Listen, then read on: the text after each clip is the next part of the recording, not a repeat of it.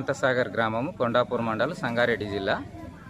మా గ్రామం లోపల సుమారు ఒక 40 మంది వరకు అంగవికలాంగులు రకరకాల వ్యాధులతోటి నడవలేని స్టేజ్లో, తర్వాత వాళ్ళని తీసుకురావడానికి కూడా తీసుకొచ్చిన తర్వాత గంటల తరబడి ఇక్కడ వేచి ఉండడంతో వాళ్ళు మలమూత్రాలతోటి ఇబ్బంది పడి అనేక బాధలు పడుతున్నారు. కాబట్టి జిల్లా కలెక్టర్ స్పందించి వాళ్ళ ఇంటి దగ్గరికే వాళ్ళకి డబ్బులు ఇచ్చే ఏర్పాట్లు చేయాలని చెప్పి నేను ప్రభుత్వాన్ని కోరుతున్నా. అమ్మా, మీకు కనిపించవా? కళ్ళు కనబడే, నాకు కళ్ళు కనబడే, ఈమె అమ్మ కళ్ళు కనబడే, కాళ్ళు నడవరావు. పంచాయతీలో గల పెన్షన్దారులకు చాలా ఇబ్బంది అవుతుంది. ఓల్డేజ్ వాళ్ళకు శాతగాని వాళ్ళు కూడా గ్రామ పంచాయతీకి వచ్చి పెన్షన్ తీసుకోవాల్సిన స్టేజ్లో లేరు వాళ్ళు.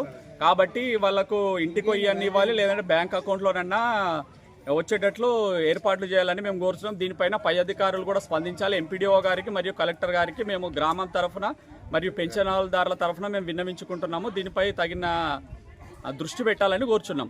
పింఛన్ తీసుకునే రానికి కష్టమవుతుందా? నడవనికి వస్తుందా? చేతనవుతుందా నీకు రానికే పింఛన్ తీసుకునికే? చెవులు వినరావా?